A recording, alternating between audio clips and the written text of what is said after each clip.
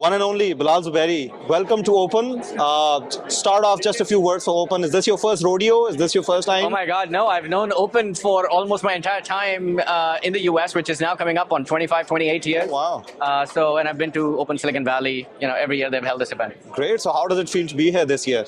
I think it's great. So many people here. I think it's really empowering and motivating, especially for young founders. They realize that they're not alone. They realize they can ask for help, advice, feedback, network, connections. I think it's great. Yeah, and the food. And the food. And the food. I haven't had food yet. I've been looking around for chai, but inshallah soon. All right, chai works. So, we all know it's a difficult time for the global economy. So from a VC perspective, I wanted to ask you, how does the VC landscape look like? Is it positive? Is it negative? I mean, you as a VC, are you being cautious or is it business as usual? No, look, VC funding has tightened. Needless to say that. It's more difficult to raise financing now for any company. Right. Any company anywhere in the world, even in Silicon Valley. There's been a flight to quality. Now that means a few things. Companies that are already successful are getting a lot of attention because people see that they have already made it, so they can only grow at this point. But also people are looking for founders who know how to execute. People who are very focused on profitability and not just top-line growth. People that are building very strong teams that can go from an idea to a product to then execution. Companies go through this in their lifetime. A lot of people just stuck in the idea phase. Some people are able to ship a product and get it to market, and product is something that customers pay for. But an execution-focused company is one that can continue to take new ideas, take it through this cycle, and have more and more products coming into the market and doing so profitably. The teams that can do that are getting a lot of attention. Right. The other thing that's happening is, it's the AI world we're living in. So a lot of people looking at how are you incorporating new ideas into your flow. So, many years ago, if you will remember, there was the internet wave, and then there was the mobile wave, and then there was a cloud wave, and SaaS, and now it's AI. And people are looking at AI-first companies, not AI added to something else, but AI enabling something that probably wasn't possible before. Great.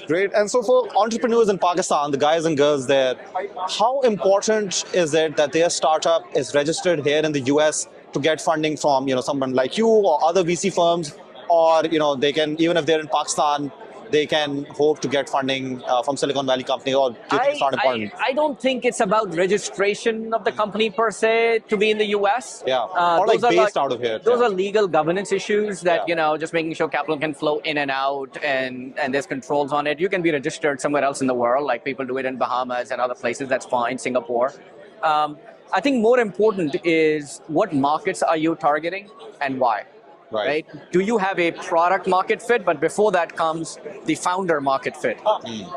If you don't know Silicon Valley, if you don't know the technology industry here, you can't build for technology industry here, right? So if you do understand Pakistan, whether it's a consumer or the enterprise use cases there, you should build for companies there. And more importantly, if you know that market well, your nearest neighbors are Middle East and Southeast Asia and others, so you can actually expand into a very large market. But you have to have this concept in mind that you're building for the long term and you're building for a large market, rather than a niche that you may have identified. By the way, building for niche is nothing wrong with that. Either you have a niche and you realize that that's a wedge into a very large market, or you make sure that the financing is done the right way, that an early exit and a small exit is still profitable for you and for everyone else involved. Right. So it may not be the right fit for me. I'm running a $5 billion fund. May not be the right fit for me, but maybe a great fit for a smaller seed fund. Understood. That's very helpful. And for you personally, who would you rather fund? A very solid team of founders with an okay idea, or an okay team with a very solid idea? That's an obvious answer, right? Like, it's obviously a great team. I mean, there's only three things that really matter. Right. Team, market, and your particular idea, so to say, in that market. Right. Right. You can take a great team and put them in a crappy market, and they will suck. Okay, they can't make a market happen. Right. But you can take an okay team and put it into a great market, and the wind is behind their backs, and an interesting thing can happen. Right. But I think just an idea that doesn't rely on market being behind you, the forces in the market include resources, talent, and so on and so forth. then it becomes much harder. Right. How do you attract people if you're not working in an area that's considered interesting?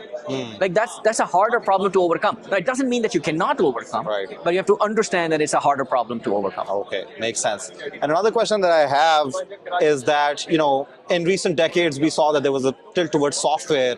A lot of young people started just, following the software bandwagon, and manufacturing jobs and hardware, became less cool of an industry. But I see you investing in a bunch of hardware startups and defense tech and, manufacturing. So are you making manufacturing cool again? Or are we seeing the renaissance of American manufacturing? Look, guys, I'll have two answers to that. Yeah. Number one, let me address software first. Right. Very little of software for the last 30 years since, internet came into existence, right? Basically solved two problems at the highest level. It solved the problem of communication, our email and, reading things online and so on. And it solved the problem of commerce, e-commerce and related stuff, right? But vast swaths of our economy were completely untouched by software. If you want to buy a car today in America, you buy it almost the same way, with few exceptions of techies who might know how to do it differently, the same way that our grandfathers may have done 40, 50 years ago. You walk into a dealership and you go back and forth, right? Software is now entering every space. Right? You and I carry no devices on our lives that's not software enabled, Absolutely, right? yeah. Probably the ironing board probably has like some sensors on it that tells you, energy is being used or Or it's not, controlled by an app. right? So software is everywhere. So I don't think this false narrative is real that software is one world and hardware is another world. I don't think it's real. The second thing is we have to solve important problems in life. Life is too short, man. Starting an Indian restaurant is really hard, right? Startups are hard. If you're going to do something hard anyways, you might as well do something that is really important, right? Solve problems in our real lives. Solve medical problems. Solve communication problems. Solve transportation problems. Solve building construction problems, right? Solve manufacturing stuff so that we can bring manufacturing back, not only to the US, which is obviously where I live and it's important here, but bring manufacturing to Pakistan. Yes. Right? Bring manufacturing, we don't want to be in a situation where a war breaks out in China between Taiwan and China and US is involved and Pakistan's supply chain is cut off. Right. So the resources that we can bring in, the natural resources, you can't tell us, you can't find oil when there isn't any maybe, but certainly capabilities that are technology enabled needs to be brought back and we need to invest in that. And I think that's what, when we invest in it, I don't think we look ever as this is a hardware company or this is a software company. We look at it and say, is this solving an interesting and an important problem? Right. If it is solving an interesting and important problem, then is this the team that is capable of doing that?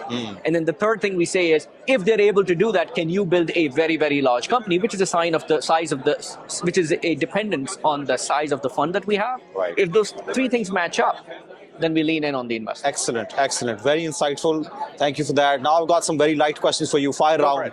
Bilal Zuberi, chai or coffee? Chai. Chai. Okay, you're Even chai at guy. my office, my assistant knows how to serve me chai. Likewise. Atif Aslam or Ali Zafar? Atif Aslam. Atif Aslam. I've been listening to him for too long. Were you at the concert last night or did you? No, I wasn't there for the concert last night, but man, if I'm in a funky mood and if I'm not listening to, old Indian ghazals, I'm listening to Atif Aslam. Atif Aslam, great. Biryani or pulao? Biryani. Come on. Okay. And East Coast or West Coast? I've lived on both. I will work on the West Coast and I want to live on the East Coast. Great. Excellent. Bilal Zuberi, always a pleasure. Thank you so much. Appreciate it. Awesome. Thank you, man.